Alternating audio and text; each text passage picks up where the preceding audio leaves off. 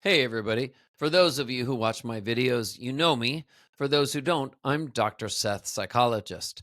And actually, today, what I'm going to do is I'm going to continue in my video series on negative core beliefs. Some of the negative core beliefs that a person can have about themselves that basically can make them feel bad and even impact their decision making.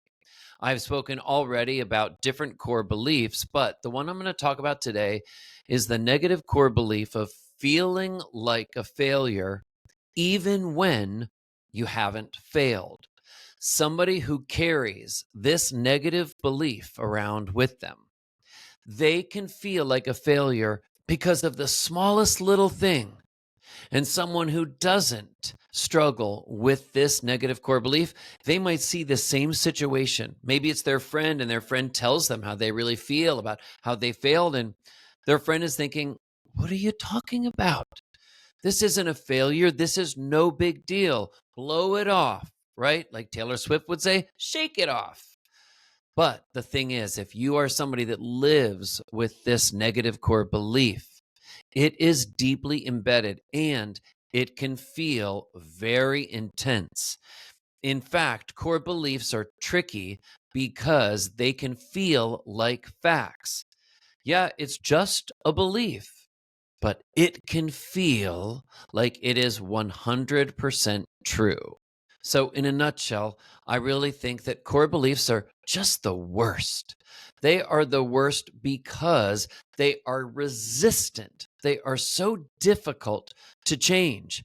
It's possible, but it takes work. So, one example is just think about if you have a little bookcase. Let's say you have a bookcase in your living room and it's something that you bought at the department store, and it's a little bookcase. It's just got a few books on it. You decide you want to take it out of your living room. You take the books out, you move it. It's done in a second. Think, on the other hand, about a bookcase that is built in shelving. You've got it in your living room and you decide, you know what? I actually don't like it on that wall anymore. I want to take it out. But here's the thing, it's built in. It's not, you can't just remove it simply or easily. It will take a lot of work to remove that built in shelving system. It's kind of the same way with negative core beliefs. They are deeply embedded, they are anchored, they are strong. And so it's going to take work and discipline and a lot of energy, a lot of mental energy to change them. And in a moment, I'll give an example about one technique that you can use to get rid of a negative core belief like, I am a failure. But first, I just want to review a few different reasons why someone may have this negative core belief. So, first of all, negative core beliefs often start when someone is really young and they develop these negative core beliefs because they were around someone, sometimes a parent, sometimes another family member, or someone in their close environment who makes them feel like nothing is ever good enough. There's someone in their close environment who is highly critical. So they begin to internalize this hypercritical voice that whatever they do, it's not good enough. It is not up to par. It needs to be better. It is wrong the way it is. Another reason why somebody may carry this negative core belief of feeling like a failure is because they present all or nothing thinking. Things are either a success or things are a failure. There is no middle ground. When they do something good, if it's not exactly as they thought that it should be, the way that they were defining what success would look like, then it is a total failure. This is a rigid, all or nothing, black or white construct. And we want to get away from that. And the third factor, the third reason why a person may carry this negative core belief is because for many years they have compared themselves to ridiculously perfect standards. In so many situations over the years, they have compared themselves either to others, focusing not on everyone else in the group, but specifically the people who do the very best. and they compare themselves to those incredibly high performing standards. Or they set the standards themselves, but they set standards that are so perfect, they're almost unreachable, almost unachievable. And so the standards are really out of whack. And one might say, looking at this from afar, well, of course, you may be prone to feel like a failure when you are setting yourself up to try to meet standards that are so unrealistic.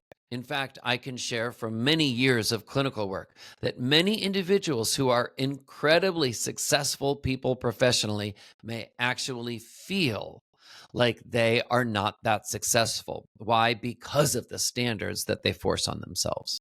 Now, here's the good news, though, about somebody who has this negative belief. First of all, if that individual is open to changing, is open to working on this, then there is the possibility of changing. If this is you who you have felt like time and again, you feel so frustrated because as hard as you try, you feel like you're just always coming up short. You can change and you can make this better. One thing that you can do is you can use a technique from dialectical behavior therapy, or DBT for short. This is a highly researched type of therapy that can be so successful to help people with specific issues.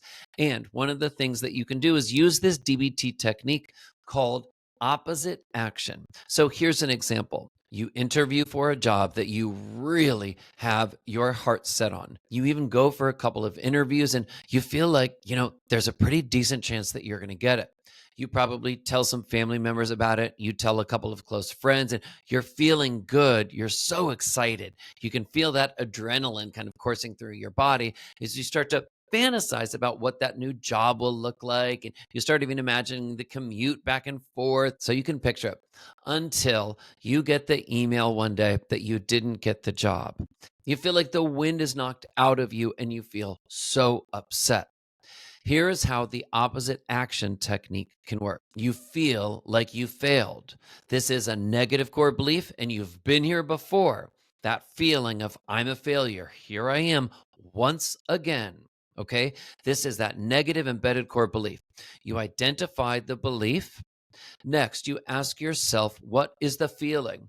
Well, you feel helpless. Like, what's the point? There was no point in even trying. Next, you ask yourself, what do you want to do? Well, what you really want to do is just bury your head in the covers. You want to get in bed and not get out of bed for the rest of the day. That's how you feel. You just want to completely give up, not talk to anybody, shut the world out, go in your room and go under your covers. All right. While that's understandable feeling that way, this dialectical behavior therapy technique of opposite action says, no, we recognize what you want to do, but we want to do the opposite action of that. So while you want to withdraw and give up and give in to this sense that you are a failure, no, instead, what you will do is the opposite of withdrawal, and you will go and engage. Maybe you will call someone and tell them what happened. You will actually verbalize how you felt and why you're upset. Instead of shutting others out, you will actually open yourself up and ask a friend on the phone, hey, do you think it's possible that I might get another job that I really want in the future? So that you open yourself up to the possibility of connection and also hope. And another example, rounding out this opposite action, is instead of just giving up for the rest of the day and doing nothing, you can say, well, what can I do that could be productive? One example would be you actually discipline yourself and say, you know what? I'm going to take myself to the gym. I'm going to take myself to the gym and at least do something for my body, and that will be productive. Or for you, it may be another activity that is productive and reminds yourself life will go on. These are examples of techniques that you can use to combat these deeply embedded negative core beliefs. I can share this after so many years of doing clinical work that these kind of deeply embedded beliefs, they don't go away on their own, but they can go away if you work for them. All right? I'm Dr. Seth, psychologist.